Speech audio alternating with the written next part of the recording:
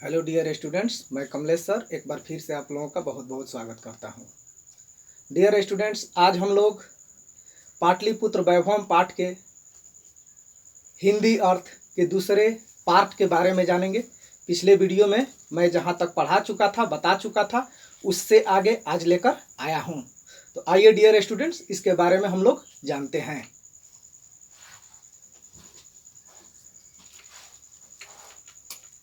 यहां पर ध्यान दीजिए, बहुकालम। बहुकालम बहुत समय तक पाटलिपुत्र से, पाटलिपुत्र की प्राचीन सरस्वती परंपरा अर्थात सरस्वती परंपरा या शिक्षा व्यवस्था प्रावर्तत चलती थी इति ऐसा राजशेखर ने स्व काव्य मीमांसा। स्व का अर्थ होता है अपने, काव्य का अर्थ होता है काव्य, और मीमांसा राजशेखर के द्वारा लिखी गई पुस्तक है, ग्रंथ है, जिसका नाम है मीमांसा। नामक कवि शिक्षा प्रमुख है। कवि शिक्षा प्रमुख में ग्रंथ में सादरम, सधन आदरम, सादर के साथ स्मरण करते हैं। तो इसका संपूर्ण अर्थ इस प्रकार से होगा, बहुत समय तक पाटलिपुत्र की प्राचीन सरस्वती परंपरा या शिक्षा व्यवस्था चलती थी, ऐसा राजशेखर ने अपने काव्य मीमांसा नामक कवि शिक्षा प्रमुख ग्रंथ में आदर के साथ स्मरण करते हैं। क्या करते हैं, यहां पर ध्यान दीजिए, ये आपके पाठ का, पाटलिपुत्र वैभवम पाठ का दूसरा श्लोक दिया गया है। अत्रोप वर्षाविह पाणिनि पिंगलाविह व्यांगिर वररुचि पतंजलि इह परीक्षिता ख्यातिम उपजगमुह। अत्र यहाँ वर्षाविह, यहाँ वर्षों वर्ष तक पाणिनि और पिंगल ने, पाणिनि और पिंगल ने व्यांघि बाघ के समान गर्जना की या सिंह के समान गर्जना की। वररुचि और पतंजलि यहाँ परीक्षित के समान या परीक्षित होकर ख्यातिम उपजगमुह, ख्याति उपजगमुह का अर्थ होता है प्राप्त किए, ख्याति अर्थात प्रतिष्ठा प्राप्त किए। तो इसका संपूर्ण अर्थ इस प्रकार होगा, यहाँ वर्षों वर्ष तक पाणिनि और पिंगल ने सिंह गर्जना की या बाघ के समान गर्जना की। वररुचि और पतंजलि यहाँ परीक्षित होकर या परीक्षित के समान ख्याति प्राप्त किए। एक बार और इसे जान लेते हैं, यहाँ वर्षों वर्ष तक पाणिनि और पिंगल ने बाघ के समान गर्जना की तथा वररुचि और पतंजलि परीक्षित के समान ख्याति प्राप्त किए। आप लोग इसे समझ चुके होंगे। पाणिनि जो कि व्याकरण शास्त्र के प्रणेता है, रचयिता है या लेखक, और पिंगल जो है छंद शास्त्र के रचयिता है, और पतंजलि जो है योग दर्शन या योग शास्त्र के प्रणेता है, रचयिता है। योग शास्त्र के बारे में बताए हैं। इसी पतंजलि के नाम पर आज बाबा रामदेव भी अपनी संस्था का निर्माण किए हैं, और वररुचि ये भी अन्य पुस्तकों की रचना कर चुके हैं। आइए हम लोग यहां पर देखते हैं। कतिपयेषु, कुछ प्राचीन संस्कृत ग्रंथों में, पुराणादिषु, इसे जब तोड़ेंगे तो पुराण धन आदि होगा। तो पुराणों में पाटलिपुत्र का नामांतर का अर्थ होता है दूसरा नाम या अन्य नाम। पुष्पपुरम पुष्पपुर, कुसुमपुरम, कुसुमपुर। वा का अर्थ होता है अथवा, अप्राप्यते का अर्थ होता है मिलता है या प्राप्त होता है। कई प्राचीन संस्कृत ग्रंथों में, पुराणों में, कई प्राचीन संस्कृत ग्रंथों में, पुराणों में पाटलिपुत्र का दूसरा नाम, पाटलिपुत्र का दूसरा नाम पुष्पपुर अथवा कुसुमपुर प्राप्यते मिलता है। तो आप लोग समझ चुके होंगे कि भगवान बुद्ध के काल में, पीछे वीडियो में मैं बता चुका हूं, पिछले वीडियो में मैं बता चुका हूं कि भगवान बुद्ध के समय पटना जो था पाटलिग्राम के नाम से जाना जाता था, और आज प्राचीन काल में भगवान बुद्ध के समय के बाद के काल में पटना जो है पाटलिपुत्र के नाम से जाना जाता था। और अभी इसका नाम जो है कई संस्कृत ग्रंथों में और पुराणों में भी पाटलिपुत्र प्राप्त होता है। तो डियर स्टूडेंट्स, आप लोग इसे समझ चुके होंगे, कई संस्कृत ग्रंथों में और पुराणों में भी पाटलिपुत्र का दूसरा नाम कुसुमपुर या पुष्पपुर प्राप्त होता है या मिलता है। अनेन ज्ञायते, जिससे ज्ञात होता है, यत की नगरस्य समीपे, नगर के समीप अर्थात निकट या पास, पुष्पाणाम, फूलों का, बहुलम उत्पादनम, इसे तोड़ देंगे तो बहुलम धम उत्पादनम होगा, बहुत, बहुलम का अर्थ होगा बहुत और उत्पादनम का अर्थ होगा उत्पादन।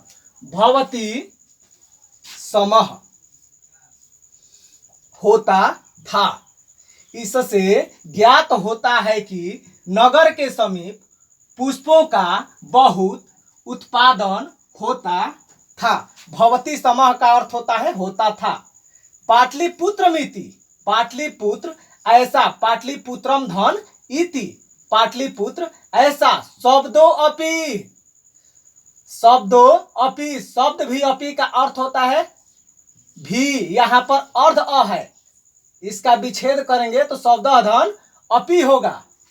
तो शब्द भी पाटल पुष्पाणाम, पाटल पुष्पाणाम यानी पाटल पुष्प का अर्थ होता है गुलाब, और पाटल पुष्पाणाम गुलाब के फूलों के, पुतलिका अर्थात पंखुड़ी, रचनाम, रचना, पंखुड़ी का रचना, रचनाम आश्रित्य, आश्रय लेकर प्रचलित, प्रचलित थी। इसका संपूर्ण अर्थ इस प्रकार होगा, पाटलिपुत्र ऐसा शब्द भी पाटल पुष्पों के पंखुड़ियों के रचना के आश्रय लेकर प्रचलित थी। यानी कहने का मतलब है पाटल पुष्प से ही पाटलिपुत्र शब्द बना है, चूंकि पुत्र का अर्थ होता है पुतलिका। तो यहां पर ध्यान दीजिए आगे, शरत काले, शरत काल में, नगरे अस्मिन, नगरे धन अस्मिन, इस नगर में, कौमुदी महोत्सव, कौमुदी महोत्सव इति ऐसा, महान समारोह, महान समारोह, गुप्त वंश शासन काले, गुप्त वंश के शासन काल में अतीव बहुत प्रचलित, प्रचलित थी। शरत काल यानी शरद ऋतु में, जाड़े के मौसम में, शीत ऋतु में, इसका अर्थ कई प्रकार से होगा। नगरेस्मिन, इस नगर में, कौमुदी महोत्सव ऐसा महान समारोह गुप्त वंश के शासन काल में बहुत प्रचलित थी। यानी कौमुदी महोत्सव जो है किस वंश के शासन काल में प्रचलित थी, तो गुप्त वंश के शासन काल में प्रचलित थी। किस काल में, तो गुप्त वंश के शासन काल में किस ऋतु में मनाया जाता था, तो शरद ऋतु में मनाया जाता था। कहां पर मनाया जाता था, तो पाटलिपुत्र में मनाया जाता था। कौमुदी महोत्सव पाटलिपुत्र में मनाया जाता था। आगे देखिए, तत्र वहां सर्वे जनाह, सर्वे यानी सभी, जनाह लोग, आनंदमग्नाह आनंदमग्न अभुवन होते थे, जहां सभी लोग आनंदमग्न होते थे। संप्रति इस समय, दुर्गा पूजा अवसरे, इस समय यानी हमारे समय में, इस वर्तमान समय में दुर्गा पूजा के अवसर पर तादृश ऐसा एव ही समारोह दृश्यते दिखाई पड़ता है। यानी कहने का मतलब है कि गुप्त वंश के शासन काल में जिस प्रकार से कौमुदी महोत्सव मनाया जाता था, जितना सुंदर लगता था, जितना मनमोहक लगता था, जितना आनंदित लगता था, उसी प्रकार से आज दुर्गा पूजा के अवसर पर हमें समारोह दिखाई देता है। यानी दुर्गा पूजा हम लोग जिस प्रकार से मनाते हैं उसी प्रकार कौमुदी महोत्सव मनाया जाता था। तो आप लोग इसे समझ चुके होंगे। आगे देखते हैं। काल चक्र वसाद, काल चक्र के अनुसार, काल चक्र अर्थात युग, एक युग को काल चक्र कहा जाता है। काल चक्र के अनुसार यद्यपि मध्यकाल में पाटलिपुत्र को वर्ष सहस्त्रम परिमितः जीर्णताम अन्वभूत। काल चक्र वसाद, काल चक्र के अनुसार या युग के अनुसार यद्यपि मध्यकाल में पाटलिपुत्र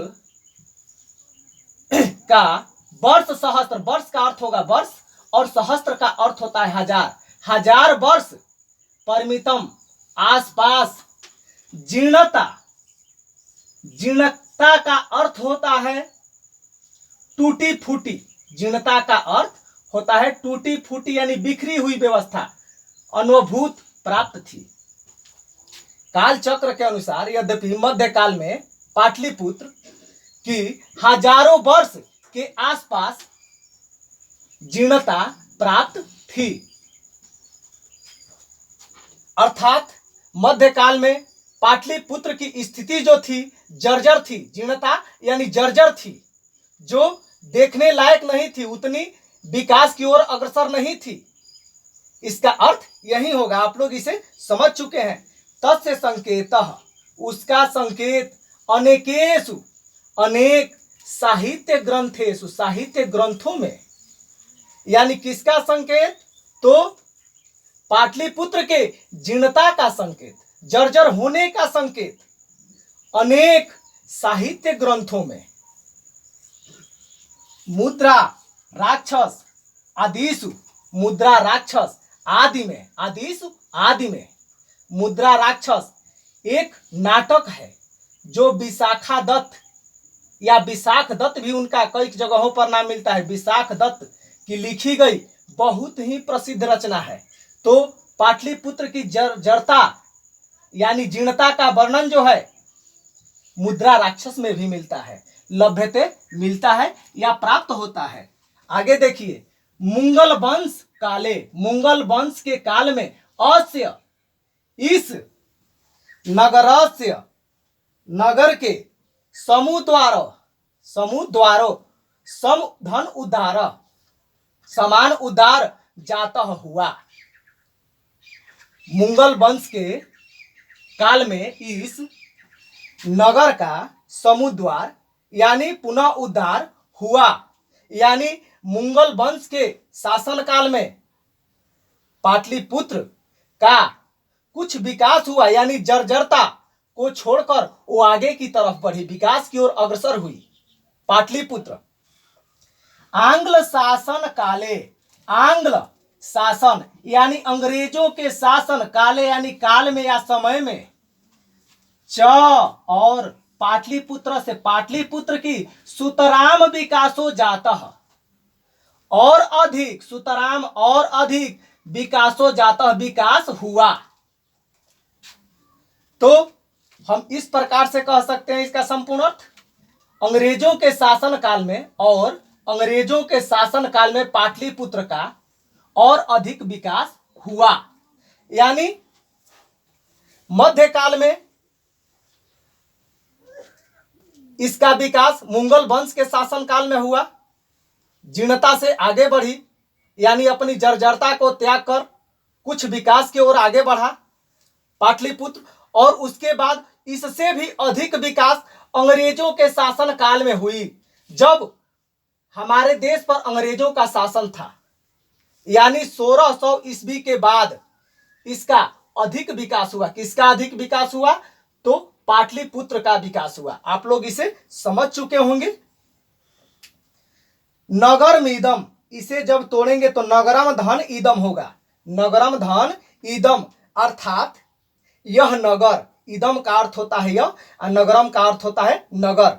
मध्यकाले, मध्यकाल में एव ही पटनेति, पटना धन इति, जब इसे तोड़ेंगे तो पटना धन इति, पटना इति का अर्थ होता है ऐसा, नामना नाम से, प्रसिद्धम आगत यानी प्रसिद्ध हुआ।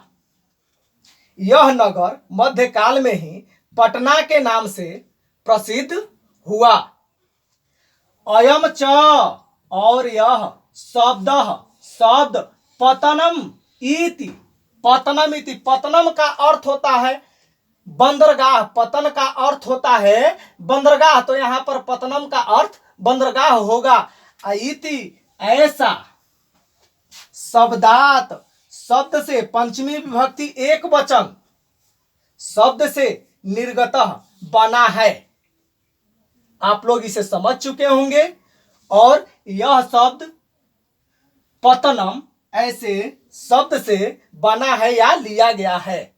तो यानी कि पटना का नाम अंग्रेजों के शासन काल में पड़ा, यानी पटना अंग्रेजों के शासन काल में इस नाम से, पटना नाम से जाना गया।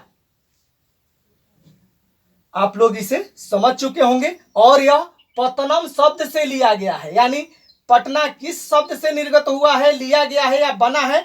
तो पतनम शब्द से। पतनम का अर्थ होता है बंदरगाह। चूंकि गंगा नदी है उसके किनारे और वहां पर आज भी बंदरगाह है। नगरस्य, नगर के, पालिका देवी, या पालिका देवी को पालिका देवी भी कह सकते हैं, या पालन करने वाली देवी, पटन देवी, यानी उस नगर की, यानी पटना की पालिका देवी, क्या नाम है उसका? पटन देवी। इति ऐसा, अधापि, अध धन अपि, आज भी, अध का अर्थ होता है आज, अपि का अर्थ होता है भी, आज भी पूज्यते, पूजी जाती है। यानी नगर की पालिका देवी पटन देवी आज भी पूजी जाती है। तो पटना नगर की पालिका देवी कौन है? तो पटन देवी है। आप लोग इसे समझ चुके होंगे। और वो आज भी पूजी जाती है, आज भी पटन देवी पटना में पूजी जाती है।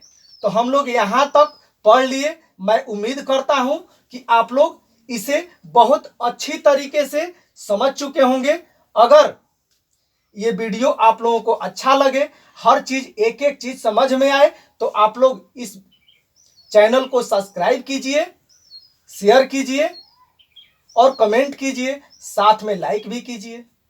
तब तक के लिए मैं आप लोगों को धन्यवाद देता हूं। और अगले वीडियो में इससे आगे जो दिया गया है उसके बारे में हम लोग पढ़ेंगे। धन्यवाद।